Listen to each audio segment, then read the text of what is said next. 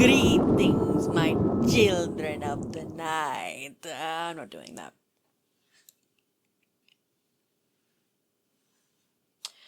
Hey everybody, and welcome to my YouTube channel. Sid Says. It's called that because I'm Sid and I'm saying things to you. Now, as you've probably been able to tell by my outfit and the title of this video, today we're going to be talking about Dracula and his evolution as a character.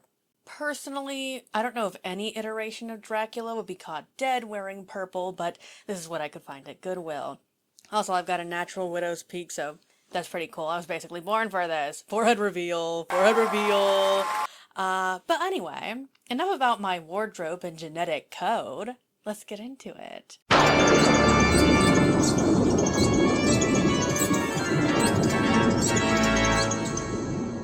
So if you know anything about Dracula, then you certainly know that his origins start with a book, Bram Stoker's Dracula, published in 1897. Some people will try to claim that his origins go back further since he's based on the real-life historical figure, Vlad the Impaler, aka Vlad Dracula. But those people are fucking wrong. If you do even a shred of research into this topic, you'll see that their similarities start and end with their name. Just their name. It's more than likely that Bram heard the name Dracula while doing a skim-through of Romanian history, just thought it sounded cool, and so he named his character that. What most people don't know, however, is that Bram Stoker wrote a second story that contains Dracula in it.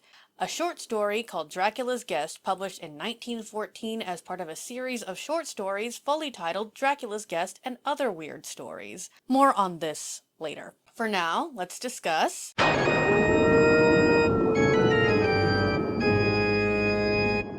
As an avid video essay enjoyer, I know that it's not uncommon to click on a video knowing jack shit about the topic, just wanting to travel down an information rabbit hole and see what you can find. So for everybody out there who doesn't know squat diddly about Dracula, allow me to give you a brief plot summary. The story is told from multiple perspectives, including letters, telegrams, transcripts of audio recordings, diary entries, newspaper clippings, and even a captain's log. The first perspective we see belongs to Jonathan Harker, a young estate agent from England traveling to Transylvania to sell property to a wealthy old aristocrat, Count Dracula.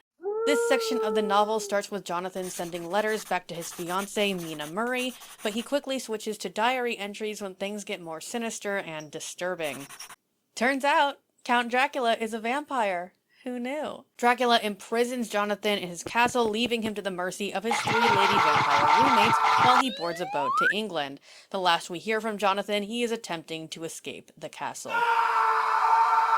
Then we switch over to the perspective of Mina and her best friend Lucy Westenra as they talk about how Lucy was just proposed to by 3 different men on the same day. Arthur Homewood, a wealthy lord and Lucy's childhood friend, Quincy Morris, a wealthy American who is definitely from Texas, and Dr. John Seward, who runs a lunatic asylum. Anyway, Lucy chooses Arthur. Aww. There is a brief interlude where Dr. Seward talks about one of his patients, a man known as R.M. Renfield, who claims the blood is the life, and eats bugs, saying that by doing so, it extends his own life. He's a real nasty freak. More on him later. For now, we switch over to the captain's log of the ship Dracula is on, as the captain recounts how one by one his crew starts to go missing until only him and the first mate remain. The first mate goes to investigate the cargo hold only to run back out so terrified by whatever he saw that he throws himself overboard.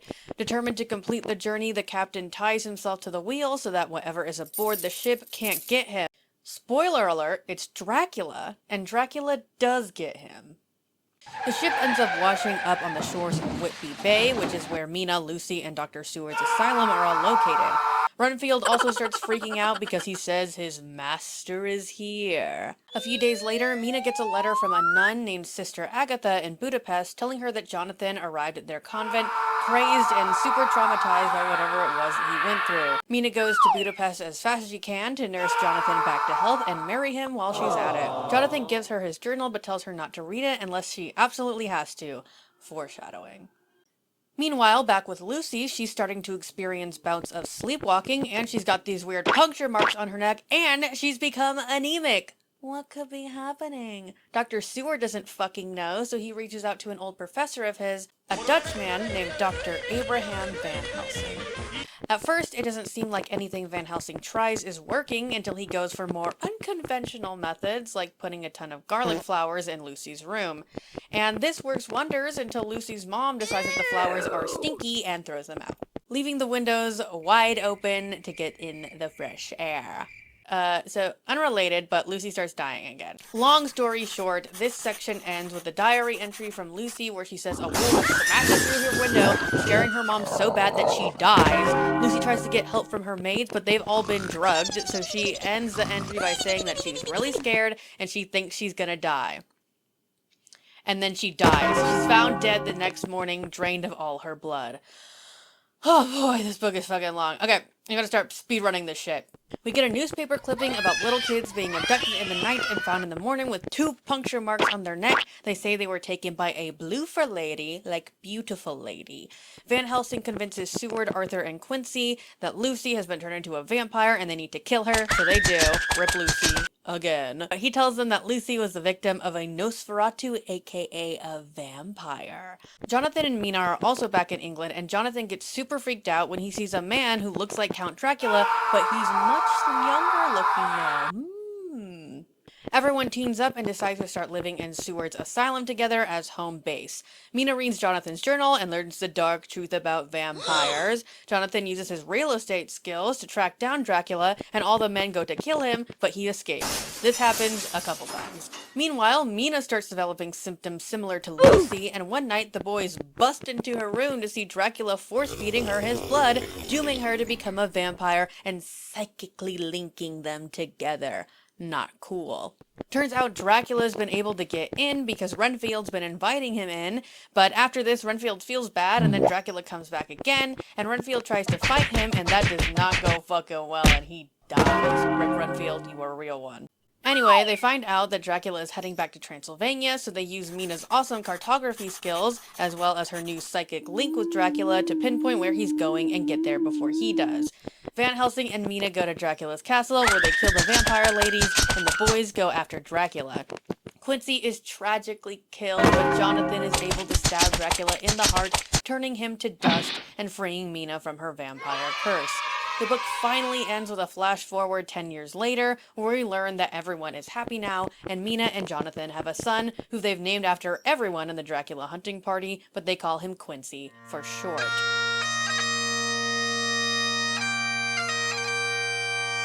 So, now that I've given you the Sparks Notes version of the Dracula story, it's time to discuss Dracula as a character. Book Dracula is far from the sexy sadist that we know today. Originally, Dracula was a ghoulish old man with hairy palms and an incredibly unsettling demeanor. He was foreign, alien, off-putting, and just straight up evil. There was no rhyme or reason to the things he just did them because he was evil incarnate and he thought they'd be cool. So if he was such a stinky little guy, you're probably wondering, well then, where did his sex appeal come from? You might be tempted to say Bela Lugosi, but hold your damn horses, we'll get to him. The truth is, even though Dracula was intended to be repugnant, he's had sex appeal since the beginning.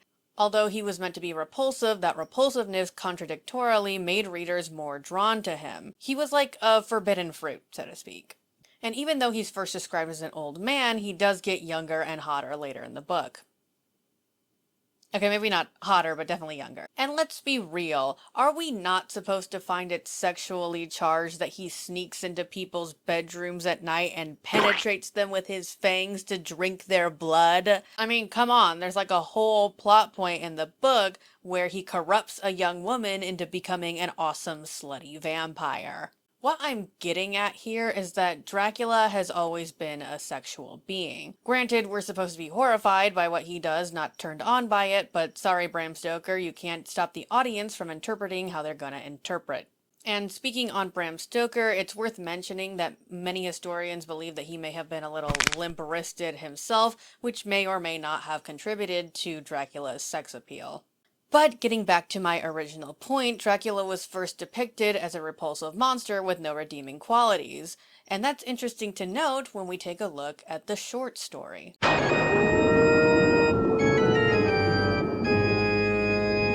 Long story short, get it? Because it's a short story.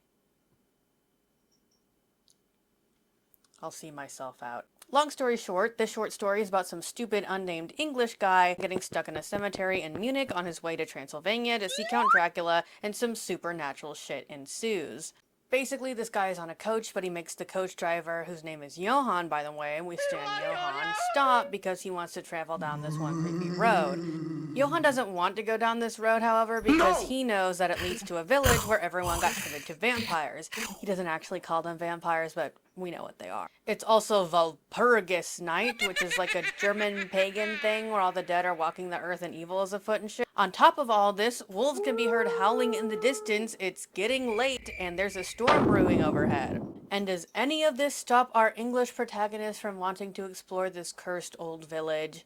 No. And then lightning flashes and we catch a glimpse of Dracula standing over them on the hillside. Johann pieces the fuck out of there, and when the English guy goes to look back at Dracula, Dracula has Michael Myered his ass and vanished. This still doesn't seem to worry our guy though, and he takes a leisurely stroll to the village. But of course it starts to snow and our English buddy gets caught in a snowstorm. He decides to take cover in what he later realizes is a tomb, and this is where he finally starts to think that maybe he fucked up. Then he sees a vampire woman inside the tomb, but before anything can happen with her, he feels himself get grabbed by an unseen force and absolutely hurled out into the snowstorm, where he gets his shit rocked by golf ball sized hail. He then looks at the tomb just in time to hilariously witness the vampire woman get struck by lightning. What the fuck? But then he gets dragged away through the snow by the unseen force again and proceeds to pass out. However long later, he describes himself feeling enveloped in a warmth he describes as delicious? Sussy. Before quickly getting freaked out when he realizes that the warmth is coming from this big ol' wolf that's lying on top of him and also licking his neck. Also sussy. English piss baby proceeds to pass out again and wake up when some soldiers riding horses show up and chase the wolf away. The soldiers basically tell English guy that if the wolf hadn't been keeping him warm, he would have died from the cold. Another soldier also says some cryptic shit about the wolf not really being a wolf. We know who it was. Anyway, some incredibly gay shit happens where the soldiers force feed him brandy and then he gets put on a horse and snuggled by some guy. No joke, he says the guy took me in his arms. And then he falls asleep in the guy's arms. And when he wakes up, he's now being held by two men. And then he gets carried by another guy, presumably bridal style, to a carriage like some harlequin damsel. Bram Stoker! Methinks you were a wee bit repressed, honey. Anyway, the next morning, the English guy is a little confused about how the soldiers managed to find him so quickly, and he's told that they were sent a telegram from Dracula saying that they needed to protect his guest and that his safety was precious to him, and that they should spare nothing to find him because of the dangers of snow and wolves at night. The guy fucking passes out again and has to be cradled in the arms of yet another man. Jesus Christ, Bram Stoker. Anyway, that's how the story ends. So in case you haven't caught on at this point, it's heavily implied that Dracula was the wolf that saved this guy's life. So why am I telling you all of this? Well, it's because it's weird, isn't it? Because it's almost like Dracula is the hero of this story. I skipped this part, but they also say how the English guy was completely unharmed, but there was blood all over the tomb. They also make a point for some reason to know that the blood couldn't have come from the vampire woman getting struck by lightning. I still can't believe that happened. So that seems to imply to me that Dracula killed the vampire lady to protect the English dude. Then he kept the English dude from freezing to death, so technically he saved that guy twice. And he didn't even munch on him. Not even a little bit. Just gave him a little digestive licking. This is especially interesting to me because he's treated as this irredeemable monster in the original novel, but in this short story, he saves the day and gets to have a silly little anecdote at the end. But I will rebuttal myself here. Most historians believe that Dracula's guest was intended to be the original first chapter of the Dracula novel. So that means that the unnamed English guy who was going to see Dracula was most likely Jonathan Harker, and then you could argue that Dracula didn't save him for altruistic reasons. Dracula saved him so that Jonathan could sell him the property in England for his nefarious plan. But disconnecting it from the novel and letting it stand by itself, I do like the idea of Dracula actually doing something good for once, because I think this marks the first time we ever see his character portrayed with nuance. Now that we've covered the source material, it's time to move on to adaptations, starting with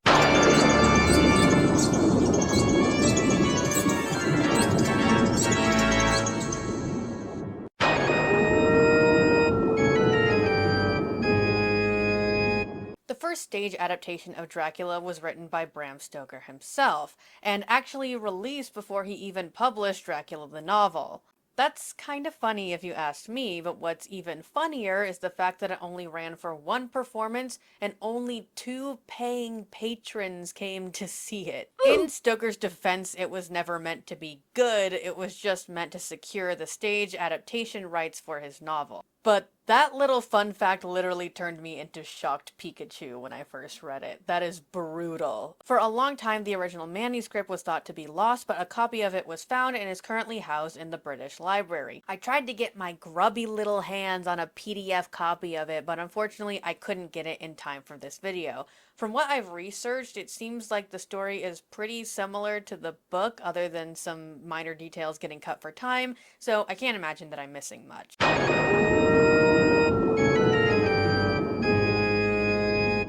It would take 27 years before Bram Stoker was able to cash in on those sweet, sweet stage adaptation copyright he wanted so much. Except not really, because he died in 1912. RIP. Literally. But in 1924, the first official Dracula stage adaptation was created by Hamilton Dean and premiered in Derby, England. And fun fact, Dean himself actually starred in the show as Van Helsing. So that's fun. I was once again unable to get a copy of the script in time for this video, but from what I've researched, the original 1924 version is pretty similar to the book, except for some heavy censorship of violence, not based, and Quincy is played by a woman. Based. The 1924 play is also where we first see Dracula's iconic high-collared cape, which was designed for a stage effect where he had to disappear before the audience's eyes. Don't ask me how it worked, I wasn't able to find that information. The real heavy changes to the story were made by John L. Balderston in 1927 when it came time to bring the play to Broadway. And some of the changes I can understand, while others are just completely baffling to me. For example, a change that makes sense to me is that they start the story with Dracula already in England for the sake of time. Reasonable. They also cut 2 of Lucy's suitors, Arthur and Quincy. Sad, but I get it. But then they did shit like switch Mina's and Lucy's names, so now Mina is Lucy and Lucy is Mina. And then they made Seward Lucy's father instead of a love interest and changed Jonathan's name to John, which was originally Seward's name in the novel. Are you lost yet? And also, they changed it so that Lucy's, or should I say Mina's, entire subplot where she gets sucked on, dies, turns into a vampire, and then dies again, happened entirely off stage, so her character is never actually seen. Are you still following? It's like Balderson looked at Dean's adaptation and thought to himself, how could I make this as confusing as possible? However, Balderson's version of the play would go down in infamy, as it was the first one to star Bela Lugosi in the role of Dracula, and serve as the basis for the 1931 Universal Pictures film. This chapter is pretty short because these are the only 2 stage adaptations from this era. I will be covering other stage adaptations, but they come later. For now, let's move on to...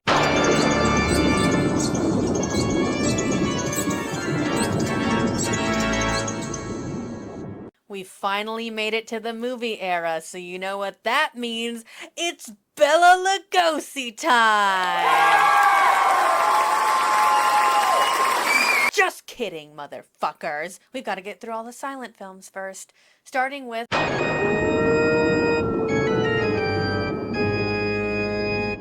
I want to do an honorable mention of the Hungarian film The Death of Dracula, 1921. It has unfortunately become a lost film, which means that I've never seen it, but it was the first film to ever star Count Dracula as a character, so that's cool. With that out of the way, first up is Nosferatu.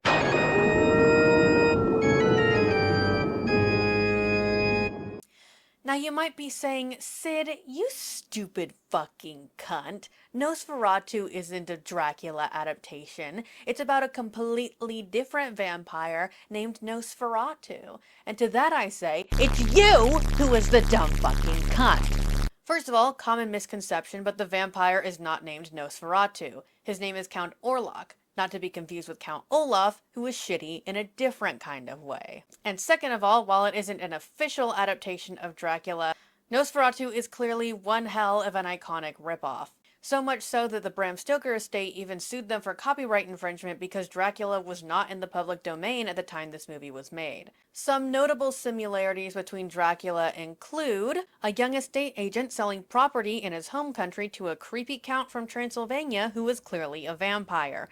The young estate agent becoming a victim of the vampire, getting trapped in his castle, and eventually escaping, only for the whole ordeal to drive him crazy. The Count taking boxes of earth with him on a ship ride to his new home where he slowly picks off the crew until only the first mate and the captain remain. The first mate throws himself overboard and the captain ties himself to the wheel, resulting in the ship crash landing. An old man becoming so influenced by the Count that he goes crazy and starts eating bugs, thinking they will extend his life, and saying, "The blood is the life." The Count influencing the female lead to sleepwalk and sucking on her blood, and an old professor character who is a vampire expert. There are a lot more similarities than what I just listed, but to be honest, the plots are so identical, I don't know how they thought they could make this and get away with it without getting sued to death by Bram Stoker's widow. So now that we've thoroughly established that Count Orlok is a Dracula, let's see how he compares to the source material. First off, I would say that Count Orlok is a lot more monstrous than Count Dracula. While Dracula is creepy and off-putting, he's still able to convincingly pass as human and has some charming qualities about him. Orlok, on the other hand, is clearly inhuman, with sharp teeth, pointed ears, elongated limbs, and most upsettingly, he's bald. Ew! Nosferatu, to me, marks the first time we see a Dracula that is completely devoid of humanity, even in the sense of a facade. He is completely monstrous, completely inhuman. And he establishes new rules for vampire lore. While Nosferatu mostly sticks to the vampire lore established in the book, it introduces a new and incredibly iconic one: death by sunlight.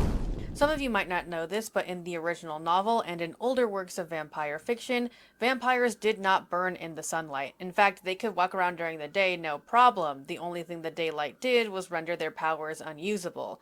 Basically, they were just normal people during the day.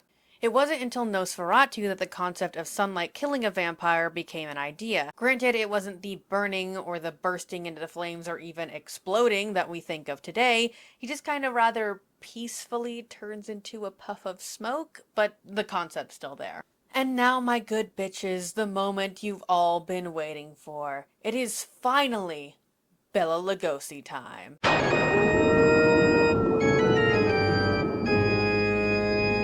Without a doubt, the most famous and iconic portrayal of Dracula, Bela's performance changed the way Dracula was portrayed for the rest of time. He is that bitch. This film and Bela Lugosi's portrayal of Dracula will forever solidify how the general public imagines Dracula in their minds. From his iconic wardrobe of perpetual formal attire, slicked back hair, and high-collared cape, to his trademark accent that was never part of the character before Bela's performance. Fun fact, the Romanian accent that we associate with Dracula isn't actually a Romanian accent, it's a Hungarian one. Because Bela Lugosi was Hungarian and he was using his real accent. Now, I'm sorry to do this after I've hyped this one up so much, but I'm not actually going to be spending too much time talking about this one. Like I mentioned previously, the 1931 film is heavily based on the 1927 stage adaptation of Dracula, which means I've already covered the plot. For the most part, the plots are the same, except they thankfully changed it so that Mina is still named Mina and Lucy is still named Lucy, and they also added back in the beginning of the story with an estate agent visiting Dracula in Romania, but they changed the estate agent from Jonathan to Renfield.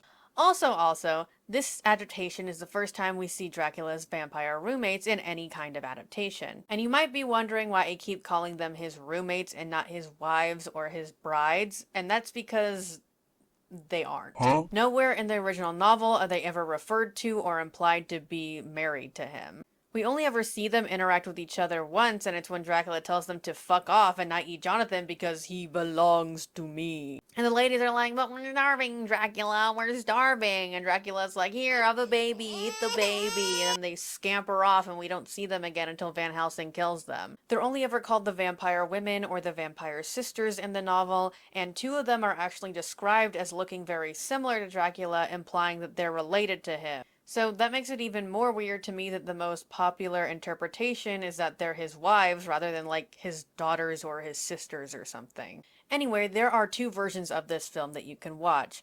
The original that has no musical score and the 1999 updated version where an original musical score was composed for the film.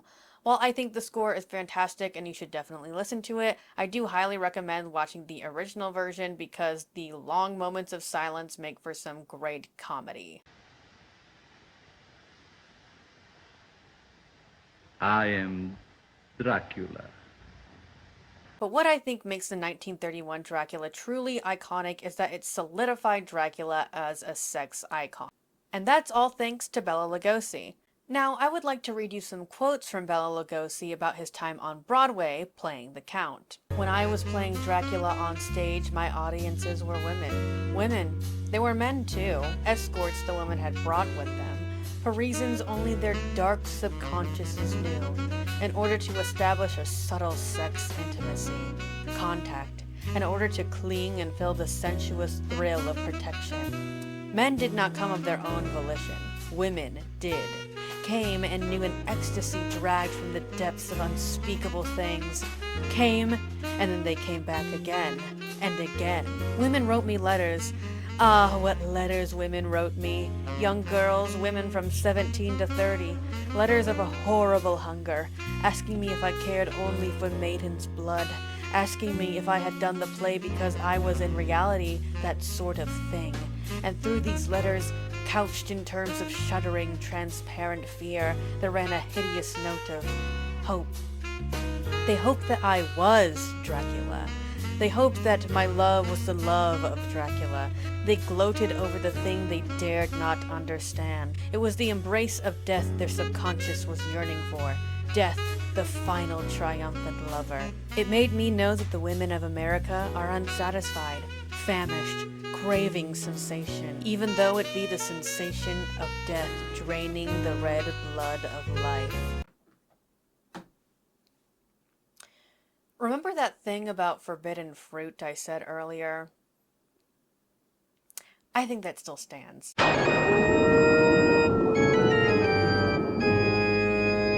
So I decided to lump all these together because the versions of Dracula in these films are technically the same one as the 1931 film, even if most of the time they are played by other actors who are not Bela Lugosi. In case you're unaware, back in the day, Universal Studios was most well known for creating horror movies, and so they decided to cash in on this reputation by creating a whole Universal Monsters universe, where they created a bunch of spin-offs and sequels and crossovers for all their monsters. It was like the MCU before the MCU. But of course, because Dracula was a Universal monster, he was in more than his fair share of Universal monster films. These films include House of Frankenstein, 1944, House of Dracula, 1945, and Abbott and Costello Meet Frankenstein, 1948. And I'm not going to talk about Dracula's Daughter or Son of Dracula because technically those films do not have Dracula in them. All I'll say is lesbian rights, and Universal did Alucard before Castlevania. So these films are of varying qualities and contain varying amounts of Dracula in each one, but for the most part his character is the same, but with some slight differences here and there. For example, in House of Frankenstein, Dracula is played by John Carradine, who kind of brings this cool, suave, laid-back attitude to Dracula that I can really vibe with. But he's only in the movie for about 20 minutes before he gets caught in the sunlight, which in this version turns him into a skeleton, so that's kind of a bummer. But he has a bigger role to play in the sequel, House of Dracula. This one has a very interesting concept in which Dracula is seeking a cure for his vampirism. And I thought for sure this was going to be the first time we see a sympathetic portrayal of Dracula, but it turns out he's still evil and lied about wanting to cure his vampirism because I honestly couldn't tell you. The last Universal Dracula film I'm going to talk about is Abbott and Costello Meet Frankenstein. Despite its title, Dracula is in this one much more than the creature, and the Wolfman is in it more than either of them. But this one is special for two reasons. First, because as far as I'm aware, it's the first comedy that ever starred Count Dracula in it, and two, because he's back, baby! Bela Lugosi is back in the driver's seat, yeah! That being said, I didn't think this movie was funny. And not even because it aged poorly or anything, it was just genuinely unfunny. That is until they do this extended chase fight scene at the end that starts off with the creature throwing a woman out a fucking window. And then Dracula and the Wolfman are just beating the shit out of each other in the background the whole time. Until this happens.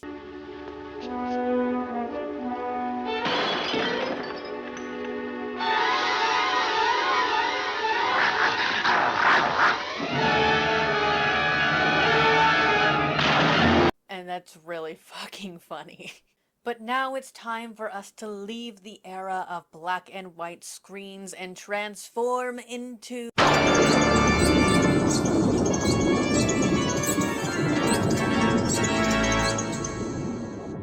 For this section, I'm not going to go in chronological order like I did with the previous chapters. Instead, I'm breaking it into 3 sub-chapters that are for stage, television, and cinema adaptations of Dracula. So, let's start with...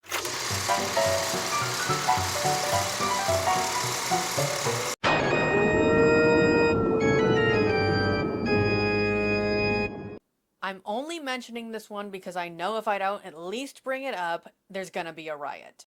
Dracula, A Comedy of Terrors is a 90-minute play co-written by Steve Rosen and Gordon Greenberg. It premiered off-Broadway at the New World Stages in New York in 2023 and ran until January of 2024. Truth be told, other than the same viral TikToks that everyone else has seen, I don't know too much about this play, and it's still relatively new, so I don't want to spoil anything by looking up a plot synopsis. All I'll say is that if a production of it happens to be running near you, I would highly recommend that you go check it out. It seems like a fun parody of Dracula.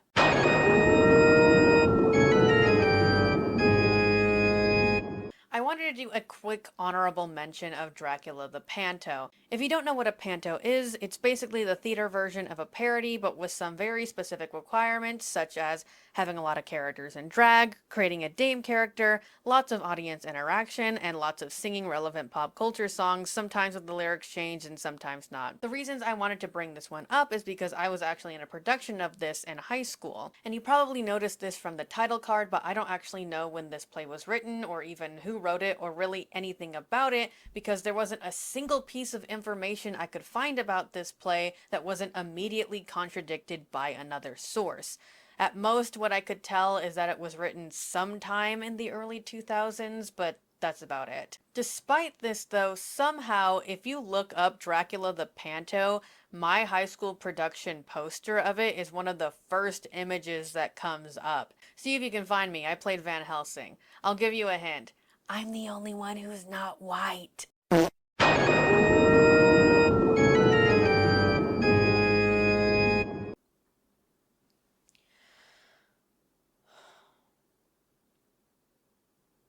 Well, at least I can say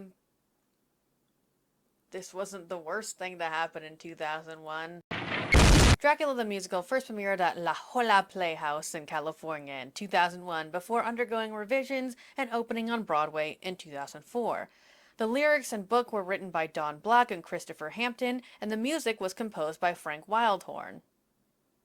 Wait a minute. Where do I know that name? Oh, God! Oh, right. How could I forget? Jokes aside, I do enjoy this musical.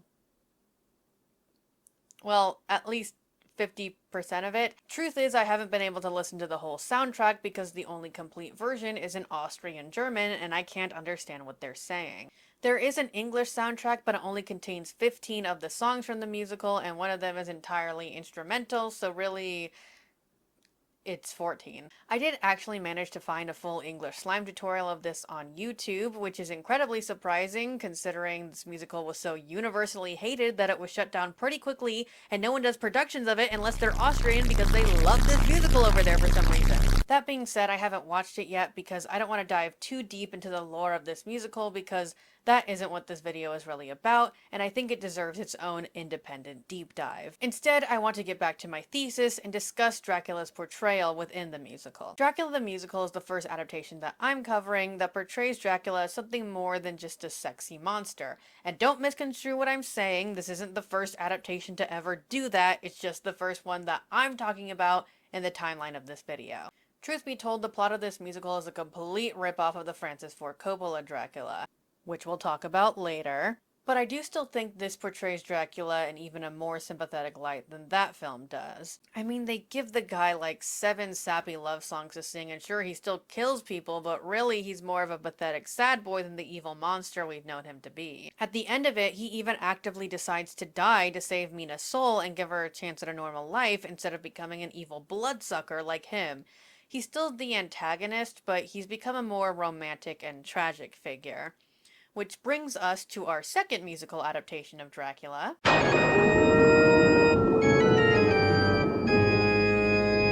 Dracula, a chamber musical, actually predates Dracula the Musical by 4 years, but is lesser known because it was never on Broadway. Both the music and the book were written by Richard... It premiered in 1997 in Canada, and from my research seemed to garner much better reception than Dracula the Musical. I tried to find a slime tutorial for this one, but unfortunately, no dice. However, there are a few crusty recordings of some of the songs on YouTube, so I gave them a listen. First thing I noticed is that Dracula has his iconic accent in this version. In the 2001 version, they were cowards and just gave him a British accent. This musical has plenty of melodrama, which I can really get behind, but all the songs are very slow and operatic, which I think works completely fine for the vibes they're going for, but it got a little boring and repetitive after a while. There's no song I would really call a banger. There are some banger moments, but nothing that's a banger all the way through. Something that I find particularly interesting about chamber musical Dracula is that while he 100% falls into the category of loverboy Draculas, he's the only Dracula I've ever seen that falls in love with Lucy instead of Mina. Like, genuinely falls in love with her and is heartbroken when she's killed by Jonathan and the others after she's turned into a vampire. So much so that he actually tries to seduce and turn Mina into a vampire just as a way to get revenge on Jonathan for killing Lucy. I wish I had more to say about this one, but unfortunately information about it is sparse, so instead, let's move on to...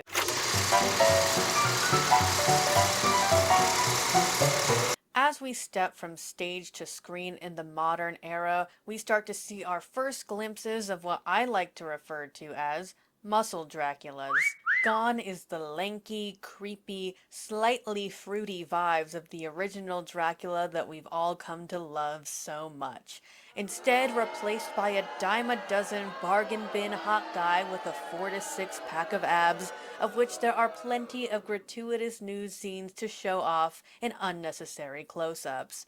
While this trend of muscle Draculas really started in the 90s, the first offender on our list is...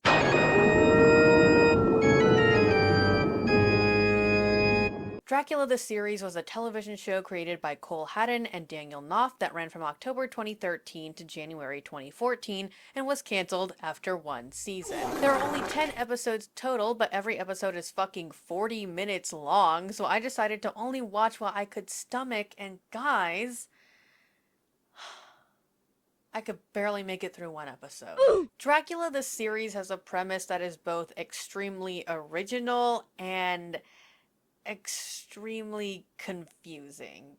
Basically, Dracula is like a tech bro in this one, and he's invented a new kind of light bulb that works using magnetic energy or something, but he doesn't really want to be a tech bro. He's just pretending to be one, so he can infiltrate some other secret society of tech bros to get revenge on them for something vague they did to him in the past.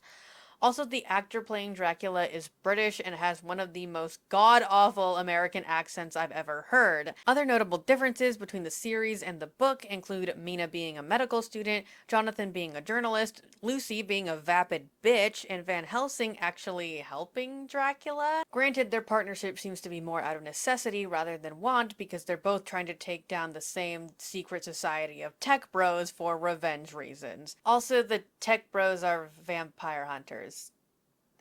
It's all over the place. Also, Renfield is in this one, and they did one of the most heinous things to his character. You know how in the book, his full name is R.M. Renfield, meaning that his first two initials are R and M? In this show, they changed it so that his name is Arum. Arum. Arum Renfield! I have no idea why I have such a visceral hatred for this change out of everything else.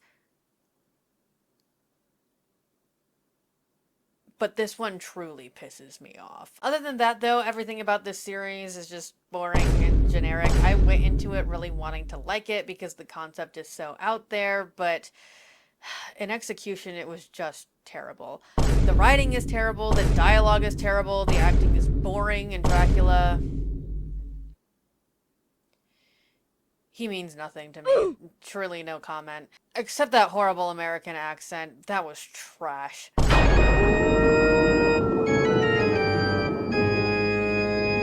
The BBC Dracula miniseries consists of 3 approximately hour-and-a-half long episodes and was show-ran by notorious fan-haters Mark Gatiss and Steve Moffat. Like most other series created by these two, I actually really liked this series, except when it came to the grand finale. Gatiss and Moffat have just never really figured out how to end things, have they? I don't want to spoil anything, so I'll just say the ending was dog shit, but I did genuinely love the first 2 episodes. They were a real return to form with Dracula. They were creepy, scary, atmospheric. Van Helsing is played by a woman in this version, and the actress does a fantastic job of playing this eclectic genius who really meshes and clashes wonderfully against Dracula. The first episode starts with Jonathan at the convent, where he's being interrogated by 2 nuns about what happened to him at Dracula's castle. And boy does he look fucked up. They really put my boy through it. The nun leading the interrogation is Sister Agatha, like from the book, except in this version, she's Agatha Van Helsing. The second episode takes place entirely aboard the ship, the Demeter, but they've turned it into a kind of murder mystery episode. And I know that shouldn't work because it's like, we know who's doing the murdering, and yet it does. This episode is peak to me. It is truly one of the best things I've ever seen, ever, hands down. And then the last episode... it's... Renfield's in it, and he's funny. I would highly recommend watching the first 2 episodes, and maybe just skip that last one. One thing that really makes the miniseries Dracula stand out amongst all the other adaptations is that, as far as I'm aware, he's the only version of Dracula that is canonically bisexual. Sort of. Huh? Kind of? Not really. Let me explain. I promise I'm not queerbaiting here. Dracula as a character has always had homosexual undertones, but it's never really been explored in any kind of incredibly overt way. At most, it's subtly hinted at. But miniseries Dracula very explicitly seduces and has sex with other men. Here's where the issue comes in. When the series first aired, fans were very excited about finally getting to see a version of Dracula that was explicitly bisexual. Except, of course, Steve Moffat had to step in and clarify that his version of Dracula wasn't actually bisexual, he was just bi-homicidal. Steve Moffat, I'm going to fucking kill you. Moffat told The Times, however, that it's not strictly correct to describe Bang's Dracula as bisexual. He's bi-homicidal. It's not the same thing, said Moffat. He's killing them, not dating them. He's not actually having sex with anyone, he's drinking their blood. You might need to delete your Tinder if that's what you think it is. Dracula has always fed off of men and women. I'll show you bi-homicidal, motherfucker! And what the fuck are you talking about? He doesn't have sex with other men. What do you call this then, Steve Moffat, huh? This looks like he's having sex with another man. And what about this? This seems to be implying something, don't you think? As you can clearly see, this kind of interpretation of the character infuriates me to no end. It completely shits all over any kind of queer reading into the implications of what it might mean to, I don't know, penetrate another guy with your fangs and suck down his bodily fluids. Okay, I'm done here.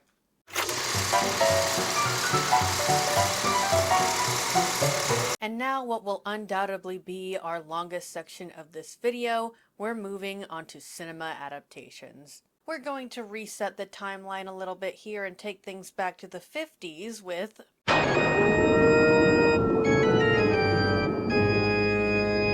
Horror of Dracula is a British adaptation of Dracula that was written by Jimmy Sangster. This film is the first in what would later become a series of Dracula films, but I'm only covering this one because I don't give a shit about the other ones. I touched on this one a little bit in my Fuck, Marry, Kill episode, but I'm not a huge fan of this one. I think the acting is great, especially from the wonderfully talented Christopher Lee, but the story is just really boring to me. There's nothing really special about this one other than the baffling decisions they made for the adaptation. Like, Dracula isn't in Romania anymore, he's in Germany, and Jonathan is a vampire hunter who's killed at the beginning of the movie, and Lucy is his fiancée, and Arthur is Lucy's brother, and he's married to Mina. What are we doing here, guys? What's this all about? There is this one homoerotic moment at the end between Van Helsing and Dracula, so that was cool though. And while I do think this movie is boring, I can't deny how much it contributes to our modern ideas of vampires. For example, this film is the first time we ever see vampire fangs. Obviously, the idea of vampires having fangs has always been around, but this is the first time we see them represented on screen. And also, while Nosferatu pioneered the whole vampires getting killed in sunlight thing, 1958 Dracula kind of soft-launched the burning in sunlight thing. Dracula doesn't really burn per se, but the sun does turn him to ash. But honing in on the character of Dracula himself, I don't think there's really anything too special about him in this movie. I've seen others say that this version of Dracula is the first time we get a Dracula with sex appeal, but I beg to fucking differ. In everything I've read from the cast and crew, they all talk about how important it was for them to make Dracula sexy in this one, but I just don't fucking see it, man. To me, he's pretty similar to his book version, but he's not even funny about it. And there's no Renfield. No!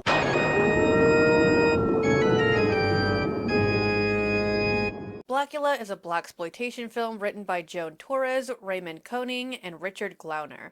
This one is a bit of an honorable mention because the main vampire in it isn't actually Dracula. He's an African prince named Mamuwalde who was turned into a vampire by Dracula. I just wanted to bring this film up briefly to say that it's a really good film and I think you should watch it. And also, while Dracula is only in it at the very beginning, I thought I should still mention him because, as far as I'm aware, he's the only Dracula that is explicitly pro-racism. You need to leave! I'm so sorry, that's not funny.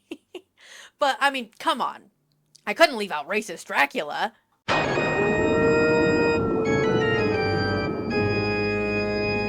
Moving on to something a little bit more lighthearted, we've got Love at First Bite, a romantic comedy written by Robert Kaufman about Dracula tracking down his long-lost love, who keeps reincarnating through the years. In her previous iteration, she was Mina Murray, but this time around she is a fashion model living in New York City named Cindy.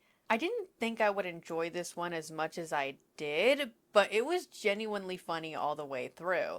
I loved every single performance, and it was just overall really well done. I will say this Dracula undoubtedly has the most riz out of any of the Draculas we'll see today. He can also disco dance, so he's really ballin' in this one. Renfield is also a prominent character in this film, which I really enjoy because I am a huge fan of characters who are little freaks, and this Renfield is real little and real freaky. We could ring for the night, maid. There's also a character named Jeffrey who is a descendant of Van Helsing and also in love with Cindy, and he is arguably one of the funniest characters in the whole movie. He's just such an idiot, and he has this weirdly calm psychopathy about him that is just so fun to watch. Second way to kill a vampire, Count. 3 silver bullets through the heart. No, Rosenberg.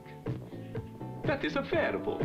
Really? Are you sure? Getting back to Dracula, other than his ungodly riz, he differs from other Draculas simply by being funny and less serious. And I think that's what makes this version of him so charming. It doesn't feel like he's trying to come off as suave, he just is. And it feels that way because the writers weren't desperately trying to convince you of how cool and awesome he is, unlike some Draculas we'll see in the 90s and 2000s. Speaking of which...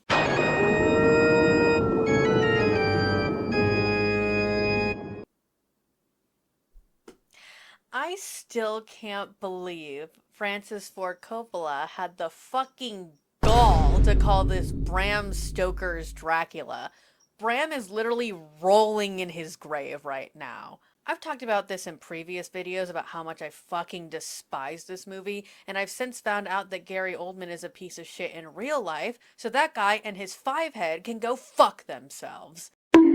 I've restrained myself from saying this in my other videos, but this movie makes me think that Coppola hates women, maybe.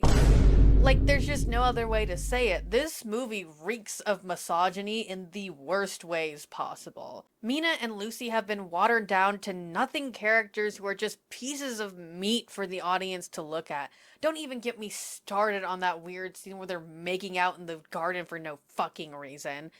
They don't have any personalities or motives of their own, they're just there for the sake of the male characters. And don't even try to tell me it was the same in the book, that's not fucking true. Mina and Lucy are 2 main POV characters, and Mina is incredibly important to the gang even being able to kill Dracula at the end in the first place. In this movie, Mina doesn't do jack shit except fall in love with Dracula because she's the reincarnation of his dead wife. Also, they made Lucy out to be this promiscuous woman, which honestly I don't care about, slut it up queen. However, it's presented as an explicitly bad thing and heavily implied that she's being punished for her promiscuity. Like, Van Helsing even calls her a whore. Like, fuck you, man.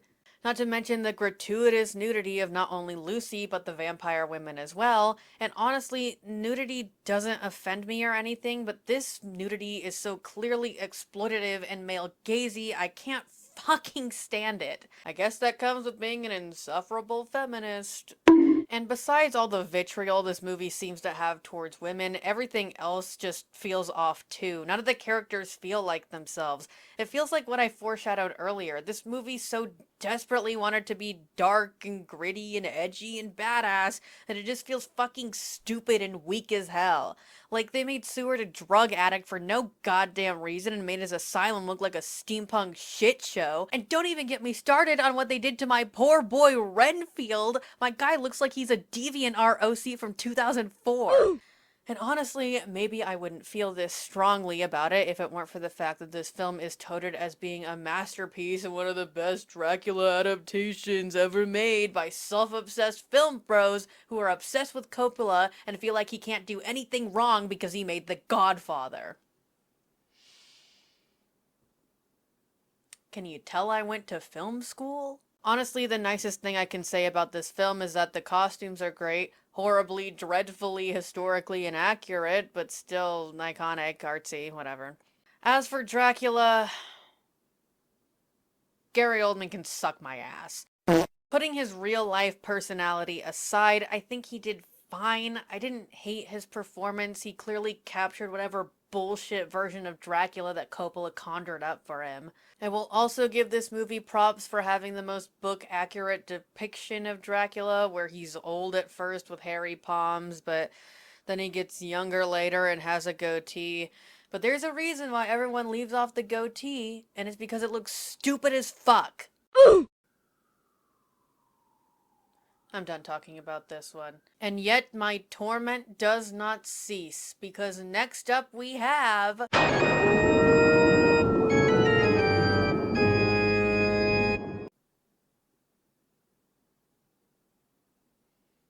When will Gerard Butler stop ruining the things I love? Down that path into darkness deep as hell.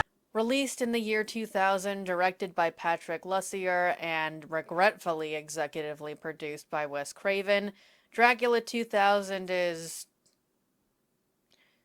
well, it was certainly made in 2000. From the editing to the sorry attempts at humor, this movie screams 2000s in the worst way possible. This thing was borderline unwatchable. There were multiple times where my body was begging me to turn this movie off, but I stuck it through. For you, specific viewer. Craig. I mean, Jesus Christ, what can I say about this movie? It was originally pitched by Bob Weinstein, which explains a lot. So for the plot. My God. So there's this guy named Matthew Van Helsing. He's a descendant of Van Helsing, except he's not. He's the OG. He's Abraham Van Helsing. He's been using Dracula's blood to keep himself alive so he can make sure Dracula doesn't come back, because he can't kill him in any way that matters. So he runs this, like, antique vault business or something, but he gets robbed by 2000s hackers, and they steal Dracula's coffin and accidentally resurrect him.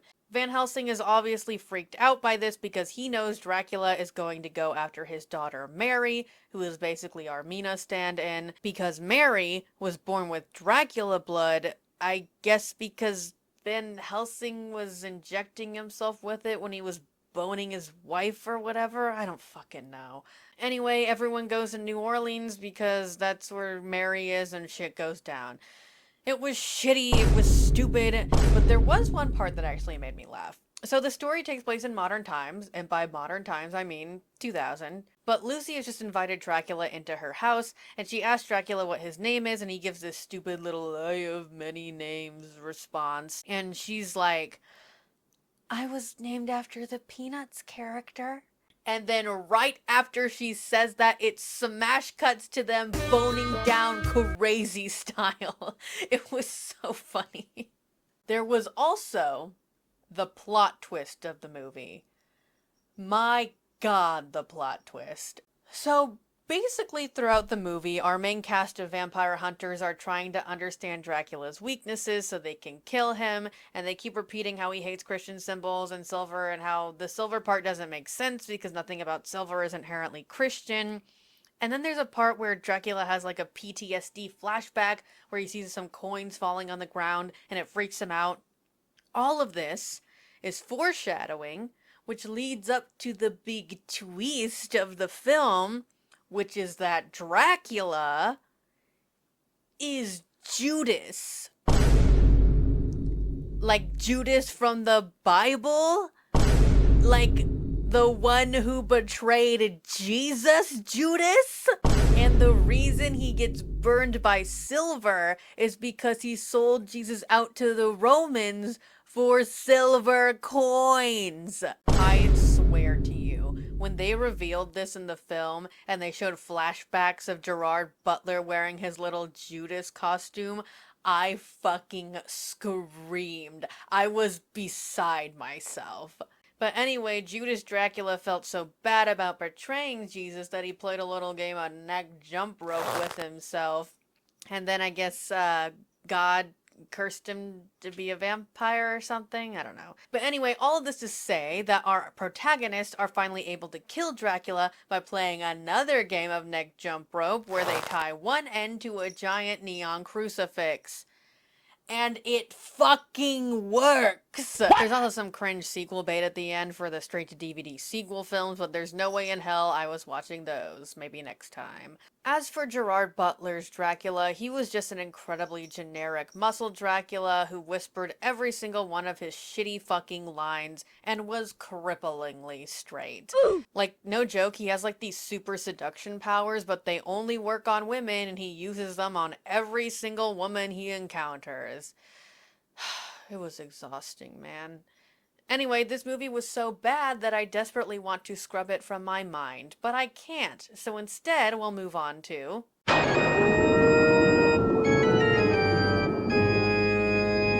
Dracula Untold is our first Dracula action film written by Matt Sazama and Burke Sharpless. I'm not gonna lie, I went into this one thinking I was gonna watch another Dracula 2000. I prepared myself for the worst. And maybe it's because of that I actually didn't hate this one. I actually kind of enjoyed it. Don't get me wrong, there's still plenty of 2010's cringe, especially when it came to the editing. My god, the editing and the goddamn shaky cam. Jesus Christ, I felt like I was gonna throw up. But overall, I thought the first hour of this film was pretty good. The last 30 minutes are another story, but we'll get to that later. I thought this was going to be another rehash of the sad lover boy Dracula, but instead it introduced me to a new type of Dracula. A dad Dracula. That's right, this Dracula's a dad killer, if you will. And as soon as I saw the sweet, angelic little face of his son, I thought to myself, no way in hell this little bitch is making it to the end of the movie. And spoiler alert, I was wrong, he actually does. So I didn't mention this yet, but this movie is a Dracula origin story, and the story goes like this. Dracula is like the king of Romania or whatever, and the Turks are colonizing them or something, and then the Turks demand that Dracula give them 1,000 boys for child soldier purposes, including Dracula's own son. But of course, Dracula refuses, setting off a war between Romania and the Turks. But the issue is, they're gonna get their asses kicked because the Turks are so much bigger and stronger than them. But Dracula has an ace up his sleeve because he knows that there's a goddamn vampire up in the mountains. So he goes to the vampire to get turned into a vampire so he can win the war. And can I just say, the scene between Dracula and the vampire is some top-notch shit. It was fan-fricking-tastic. Just some absolute chef's kiss shit right there.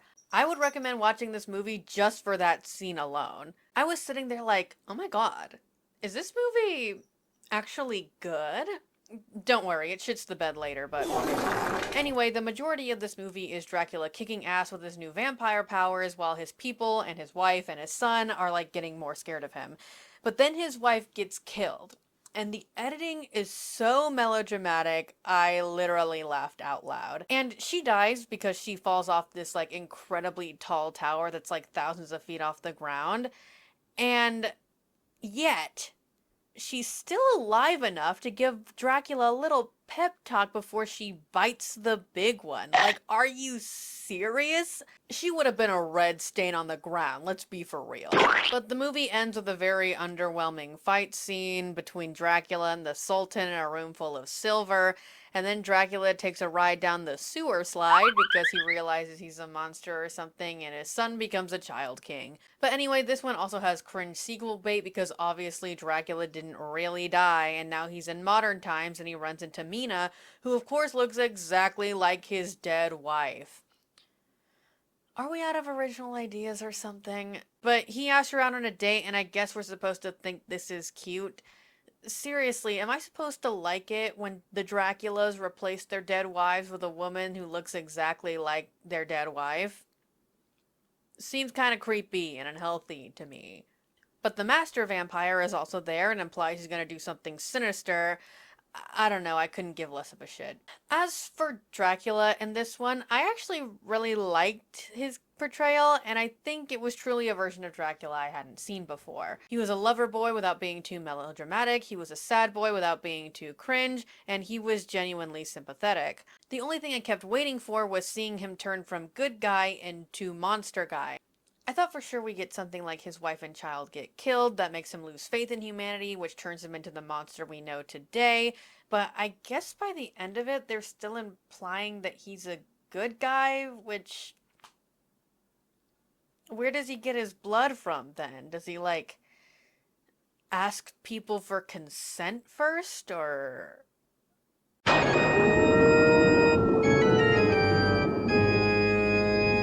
The Last Voyage of the Demeter is our most recent Dracula adaptation and was just released last year in 2023. It was written by two people whose names I'm not even going to try to pronounce. So, in case you're unaware, The Last Voyage of the Demeter is a Dracula adaptation that takes place entirely aboard the ship, the Demeter, that transports Dracula from Romania to England. Yes, I know the port is of Bulgaria, I'm just trying to simplify things. The entire story is shown from the perspective of the crew as they are terrifyingly picked off one by a force they can neither see nor comprehend. It's like Alien if Dracula was a xenomorph. When I first watched this one, I actually thought it was stupid how they stripped Dracula of any semblance of humanity and made him a complete creature feature monster. I thought to myself, you're entirely missing the point of Dracula. The reason he's so scary is the fact he's able to hide in plain sight. He's able to blend in amongst other people and trick you into a false sense of security. That is where the true horror comes from. By making him into a mindless monster, you have removed what makes Dracula so terrifying. He is a cold, calculating, conniving bitch. But then I thought about it a little bit more, and I thought, I kind of love it. We've never seen a Dracula like this before. This is something new, something fresh. And this film is by no means a masterpiece, far from it actually, but getting to see Dracula as this true creature of the night was genuinely pretty awesome. I mean, until they show him fully and he looks like a CGI piece of garbage, but before that happens, it's pretty cool seeing him scamper around the ship. But of course, they had to ruin everything with generally poor execution of the concept, the stupid ending, and the cringe sequel bait. Honestly, I was looking forward to it being book accurate and there being no survivors at the end, so I was bummed out when the protagonist guy lives. Sorry, spoilers. Also, Dracula is speaking autonomously and wearing people clothes by the end of it, so were they implying that he was sentient this whole time, or that he, like, gained sentience after drinking enough blood? I'm not sure. All I know is that he looks goofy as hell in that combat. And with that, we are now officially done with our evolution of Dracula throughout the years. But not before a moment of silence for the approximately 5 million other Dracula adaptations that I left off this list because I didn't think they were relevant enough.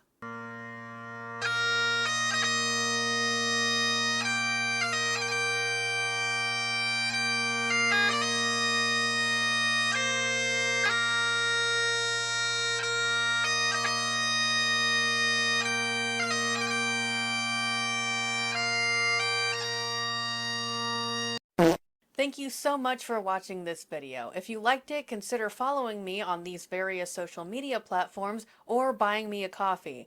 I live in Los Angeles, so I could really use the money. If you're able to make a donation, I will give you a personal shout out at the end of my next video. Also, consider checking out my other channel, Sid Sings. I've just uploaded my very first video at the exact same time as this one, so make sure you go check it out after you're done here. You know, for a while, I've been thinking that I need an iconic sign-off, and I was talking to my friend the other day, and they brought up how I tend to say, don't even worry about it a lot, so why don't we just use that one? So anyway, if you liked this video, please like, share, comment, subscribe, and if you didn't, don't even worry about it. Bye!